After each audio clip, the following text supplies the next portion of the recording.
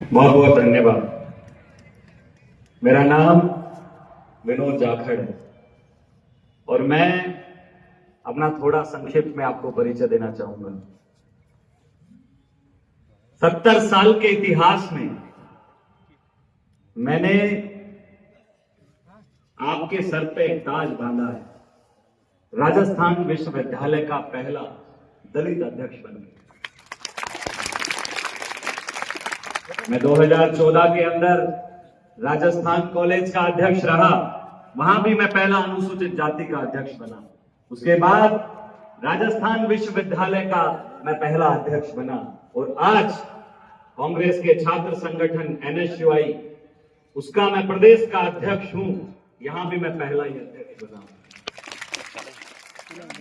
मंच पर विराजमान तमाम बुद्धिजीवी वर्ग, जागरूक लोग, मैं आपका सभी का बहुत अभिनंदन स्वागत करता हूं। हमारे अगल में, बगल में, सामने जहां देखे इस समाज के, बहुजन समाज के जागरूक लोग बैठे हैं, मैं आपको कोटि कोटि नमन करता हूं और आज संविधान दिवस की आप सभी को शुभकामनाएं पेश करता हूं। साथियों, मंच में मैं बैठा हुआ था और देख रहा था मेरी उम्र सबसे कम है, लेकिन जब बात इतिहास रचने की आती है और जब एक गरीब का, एक मजदूर का बेटा संकल्प लेता है अत्याचारों के खिलाफ लड़ने की, तो आप में से कोई नेता बनता है, कोई अधिकारी बनता है, कोई खिलाड़ी बनता है और इस समाज का प्रतिनिधित्व करता है। तो मेरा सौभाग्य है कि मुझे राजनीति में आगे बढ़ने का मौका मिला और आज एक दलित का बेटा पूरे राजस्थान के अंदर जितने भी विश्वविद्यालय और कॉलेज हैं उसमें टिकट बांटने का काम करेगा। तो कहीं ना कहीं वो लोग जो हमें अछूत समझ के कक्षाओं के बाहर बैठाते थे, अछूत समझ के घोड़ी से उतारते थे, पानी पीने के नाम पे हमें मारते थे, उनके मुंह पे तमाचा है कि आज संविधान और लोकतंत्र की जीत हो रही है। आज के संविधान की जब मैं स्थिति देखता हूं तो मेरे मन में एक ख्याल आता है।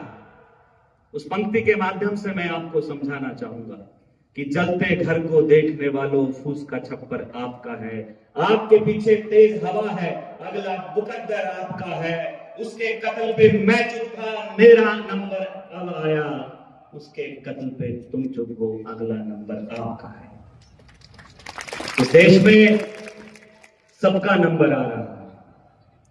आज अल्पसंख्यकों को इस देश में मारा जा रहा है, पीटा जा रहा है, शोषण किया जा रहा है। साथियों, सोचो, आप तो हजारों साल से शोषित रहे। अगर एक वक्त के लिए इस देश से अल्पसंख्यक साइड में हो जाए तो उससे अगला नंबर किसका है, यह आपको विचार करने की आवश्यकता है। आपको राजनीति में अच्छे लोगों को तैयार करना पड़ेगा, क्योंकि बाबा साहब अंबेडकर ने संविधान लिखा, लेकिन संविधान लिखने के बाद भी उनको चुनाव लड़ने की क्या आवश्यकता पड़ी, क्योंकि उन्होंने कहा कि हर दुख, दर्द और मर्ज की दवा राजनीति है, हर ताले की चाबी राजनीति है।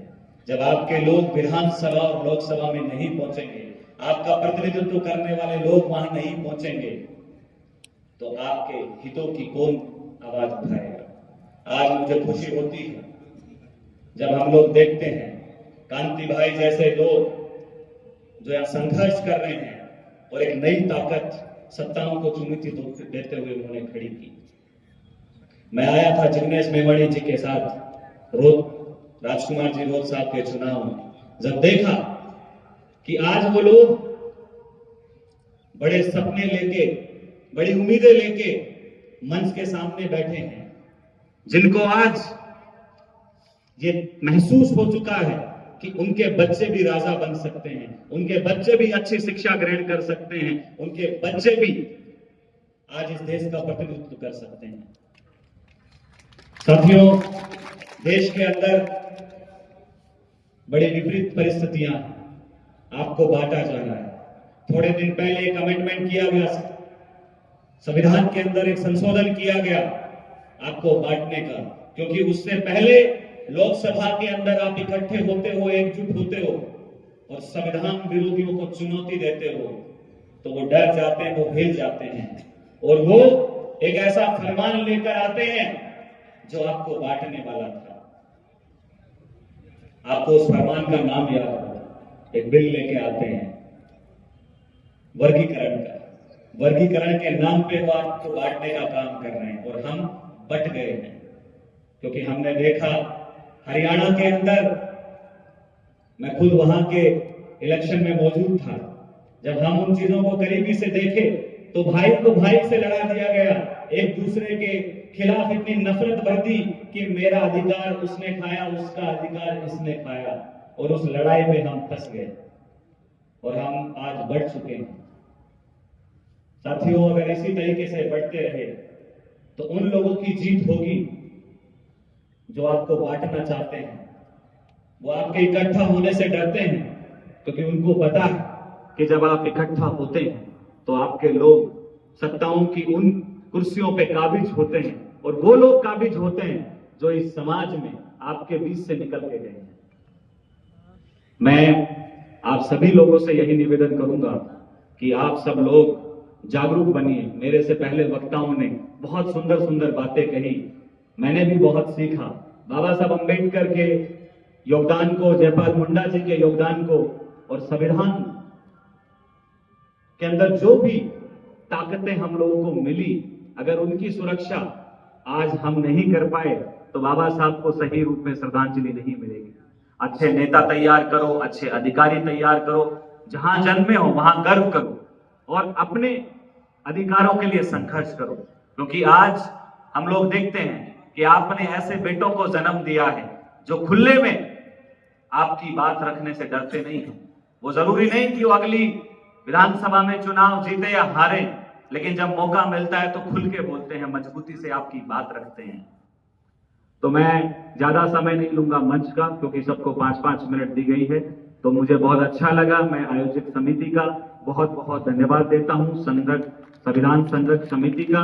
मैं जयपुर में रहता हूं, कभी भी आपको कोई मेरी आवश्यकता हो, वैसे तो हम लोग आंदोलन करते रहते हैं हमेशा, जब भी कहां जरूरत पड़ती है इस बहुजन समाज को, हम लोग शोषण के खिलाफ, अत्याचार के खिलाफ लड़ते रहते हैं। उदयपुर में भी हम लोग आए थे, पिछली बार वो घटना हुई थी, हॉस्पिटल के अंदर धरना चला था, उसमें भी मैं मौजूद था। और जयपुर में या कहीं पे भी कोई शोषण होता है, कोई एट्रोसिटी होती है, उनके खिलाफ मजबूती से लड़ते हैं। लेकिन फिर से यही कहूंगा, अच्छे नेता तैयार करो, अच्छे लोगों को तैयार करो जो भविष्य में आपके लिए लड़ पाए, क्योंकि राजनीति के बिना कुछ भी संभव नहीं है। आज संविधान की बदौलत इतनी संख्या होने के बावजूद भी आपको समाज कल्याण जैसे मंत्रालय मिलते हैं। आज आपको वो छोटे मोटे मंत्रालय लिए जाते हैं जिनमें आप अपने लोगों का भला नहीं करते हो। एकजुट हो जाओ, ताकतवर बनो, शिक्षा पे कब्जा करो, चिकित्सा पे कब्जा करो, क्योंकि सबसे ज्यादा पीड़ित हम ही लोग हैं। तो आप सबने बुलाया, मान सम्मान दिया, इसके लिए बहुत बहुत धन्यवाद। जय भीम, जय भारत, जय संविधान।